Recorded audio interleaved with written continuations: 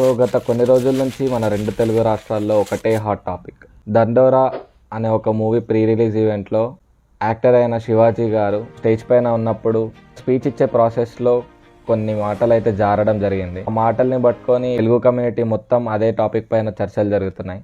So కాసేపు ఆయన అన్నది రైటా రాంగా అని పక్కన పెడితే దానిపైన మన తెలుగు కమ్యూనిటీ ఎలా రియాక్ట్ అవుతుందో చూద్దాం.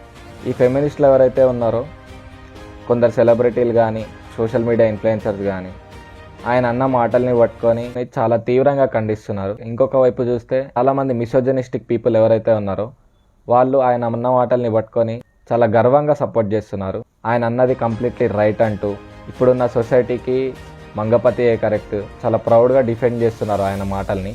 సో మనం ఇప్పుడు రియాలిటీ మాట్లాడుకుంటాం. ఈ ఫెమినిస్టులు ఎవరైతే ఉన్నారో అప్పుడప్పుడు ఏదైనా న్యూస్ ట్రెండింగ్ అవుతుంటే అప్పుడు మాత్రమే వీళ్ళకి నోరులేస్తుంది.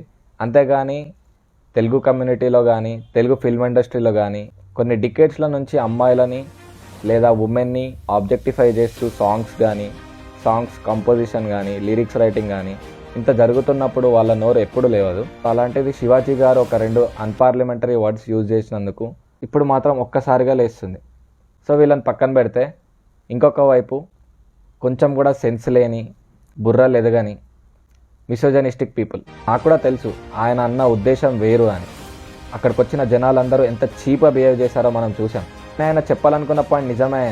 ఆయన యూజ్ చేసిన వర్డ్స్ కానీ టర్మినాలజీ కానీ అస్సలు కరెక్ట్ కాదు. ఆయన చేసింది తప్పు కాబట్టే ఆయన సోషల్ మీడియాలోకి వచ్చి సారీ చెప్పడం కూడా జరిగింది. చేసింది తప్పే కాకపోతే ఆయన సోషల్ మీడియాకి వచ్చి ఎందుకు సారీ చెప్పాలి? So guys, grow up. ఇది 2026. ఇప్పటికీ సఫర్ అయిన విక్టిమ్నే బ్లేమ్ చేయకుండా తప్పు చేసిన వారిని ఖండిద్దాం.